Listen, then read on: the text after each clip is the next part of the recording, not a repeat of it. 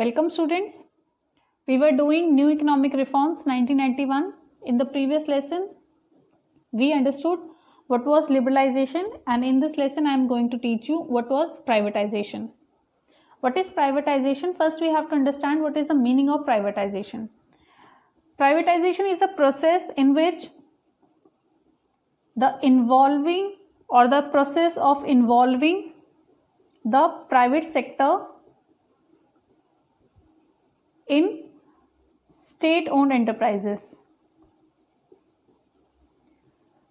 जितने भी state owned enterprises हैं, जब आप प्राइवेट सेक्टर का उसमें इन्वॉल्वमेंट बढ़ा देते हैं तब उसको प्राइवेटाइजेशन कहा जाता है.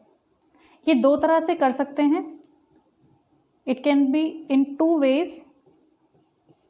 First, that means sale of government enterprises to private sector. That means आप जितने भी जो गवर्नमेंट सेक्टर के एंटरप्राइजेस हैं, आप आउटराइटली उनके जितने भी शेयर्स हैं आप प्राइवेट सेक्टर को बेच देते हैं. एक वे तो ये है. और दूसरा वे क्या है? That means government is withdrawing it share from the government sector enterprises. That means the share of private sector enterprises are increasing in the government enterprises. So withdrawal of the government ownership or management from the enterprises. सो आप एक तो पूरी तरह से ही government के जो enterprises हैं उनको सेल कर रहे हैं, और दूसरा आप जो गवर्नमेंट के जो शेयर्स हैं उनको आप कम कर रहे हैं. दैट मीन्स फॉर एग्जांपल, अगर गवर्नमेंट का मान लीजिए पहले 51% शेयर था गवर्नमेंट का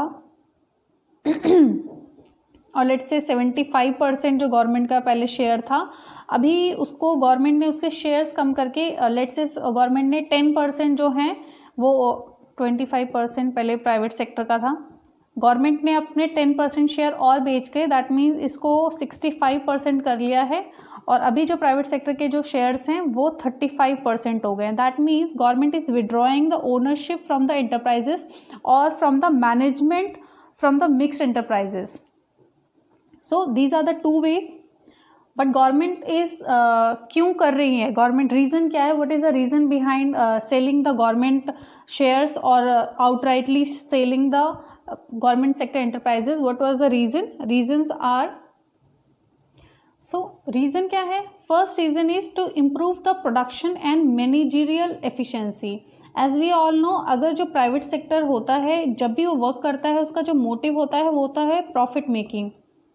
तो बेसिकली जब भी ये प्रॉफिट मेकिंग के लिए वर्क करते हैं, they work very efficiently. Efficiency के साथ ही जब वर्क करेंगे, दैट मीन्स जो उनकी मैनेजरियल एफिशिएंसी है वो भी इंक्रीज होगी, और जब भी एफिशिएंसी के साथ वर्क करेंगे तो प्रोडक्शन भी इकोनॉमी में इंक्रीज होगा. सो पहला रीज़न तो ये था प्राइवेटाइजेशन करने का. देन नेक्स्ट रीज़न है to facilitate the modernisation. Because इनको एफिशिएंसी लानी है तो ये न्यू रिसर्च एंड डेवलपमेंट में अपना जितना भी खर्चा है वो करेंगे, ये न्यू प्रोडक्ट्स लेके आएंगे, ये गुड मशीनरी लगाएंगे, जिसकी वजह से क्या होगा? बहुत ज़्यादा मॉडर्नाइजेशन होगा. तो ये एक दूसरा फैक्टर है. Third is as a means to manage fiscal deficit. Fiscal deficit is nothing but the borrowing of the government from the all the sources. So government ने बहुत ज़्यादा बोरो कर लिया है, अभी उनके पास रिसोर्सेज इतने नहीं हैं. That is why they are selling their shares from government sector enterprises to private sectors, so they could manage their fiscal deficit. So these are the reason. So हमारा जो नेक्स्ट टॉपिक है वो है need for privatization. So need for privatization. Privatization की ज़रूरत क्यों पड़ी government को? First is because of poor performance of PSUs. PSUs बहुत ही पुअर परफॉर्म कर रही थी, जिसकी वजह से बहुत ही ज़्यादा वहाँ पे क्या हो रहा था? करप्शन हो रहा था, वहाँ पे बहुत ज़्यादा इनएफिशिएंसी हो रही थी. इनएफिशिएंसी जिसकी वजह से ये जितनी भी पब्लिक सेक्टर एंटरप्राइजेस थी ये लॉस मेकिंग हो रही थी. सो लॉस मेकिंग की वजह से ये हमारी कंट्री पे एज ए सोशल लाइबिलिटी की तरह वर्क कर रही थी। That means these are like liability on economy. तो गवर्नमेंट को इनकी जो पुअर परफॉर्मेंस थी उसकी वजह से बहुत ज़्यादा उनको प्राइवेटाइजेशन करना पड़ा, ताकि इनके लिए भी कंपटीशन क्रिएट हो सके और ये भी अपनी जो इंटरप्राइजेज हैं उनको बहुत ज़्यादा मॉडर्नाइज कर सके और एफिशिएंसी के साथ वर्क कर सकें। सेकेंड रीज़न क्या है? सेकेंड रीज़न यही है कि करप्शन है, इनएफिशिएंसी है। देन गवर्नमेंट अपना जो प्रोडक्शन है उसको एनहांस करना चाहती थी, मैनेजरियल एफिशिएंसी लाना चाहती थी, जो मैंने आपको ऑलरेडी बता दिया है। Then third, government want to manage its fiscal deficit. Fiscal deficit बहुत ज़्यादा इंक्रीज हो रहा था, तो जिसकी वजह से गवर्नमेंट को वो भी मैनेज करना था। Then next is to facilitate modernisation, to facilitate modernisation. So these are the reason behind the government's So these are the reason behind government doing the privatization in the economy. Next topic is advantages of privatization. Privatization के क्या क्या advantages रहे हमारी country के लिए? First is increase in productivity. हमारी country में जो प्रोडक्टिविटी है वो बहुत ज़्यादा इंक्रीज हो गई, बिकॉज जो प्राइवेट सेक्टर होता है प्रॉफिट मोटिव के लिए जब भी वर्क करेगा वो, तो जितने भी एंटरप्रेन्योर्स हैं प्राइवेट सेक्टर में वो 100% कमिटमेंट के साथ वर्क करेंगे।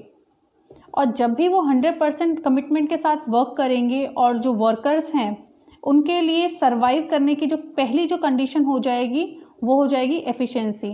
दैट मीन्स अगर ये वर्कर्स ठीक से एफिशिएंट तरीके से वर्क नहीं करेंगे तो इनको वर्क से निकाल दिया जाएगा। सो बेसिकली प्रोडक्टिविटी इंक्रीज करने का जो मेन रीज़न था वो बिहाइंड इसके यही था कि हमारी कंट्री में जैसे ही एफिशिएंसी बढ़ेगी एंटरप्रेन्योर 100% कमिटमेंट के साथ वर्क करेगा, because they are working to maximise their profit. So it led to the increase in the productivity in the economy. And second is upgradation and modernisation. Upgradation and modernisation. अब क्या हुआ कि जितनी भी नई नई मशीनरी इनको लगानी पड़ेगी, बिकॉज जितनी भी हमारी कंट्री में जो पुरानी जो मशीन है वो बहुत ज़्यादा ऑब्सोलीट हो चुकी हैं और जो टेक्नोलॉजी है वो भी बहुत ही आउटडेटेड हो गई है। तो ये बाहर की कंट्री से इंपोर्ट करेंगे, नई मशीन्स इंपोर्ट करेंगे, जिसकी वजह से बहुत ही ज़्यादा टेक्नोलॉजी आएगी, मशीन्स होंगी, अपग्रेड होंगी और हमारी कंट्री में जो प्रोडक्टिविटी होगी वो एनहांस हो जाएगी। थर्ड रीज़न है, नेक्स्ट एडवांटेज है promote diversification, because these enterprises are earning so much profit and this profit is reinvested in the business. So it promotes a diversification of goods and services in the economy. So हमारी country में diversification, different goods और services हमारी country में produce होने लगे। Next है promote consumer sovereignty, because ये बहुत ही गुड क्वालिटी की जो प्रोडक्ट्स हैं वो प्रोड्यूस करते हैं, जिसकी वजह से जो कंज्यूमर है उनको बहुत ही वाइडर चॉइस मिल जाती है, बिकॉज ये बहुत ही डिफरेंट डाइवर्स प्रोडक्ट प्रोड्यूस कर रहे हैं, जिसकी वजह से इनको चॉइस मिल गई है। और चॉइस मिलने के लिए it promotes the better quality of life of consumer, promotes the better quality of life of the consumer. So these are the advantages of privatization. Then there are some disadvantages also.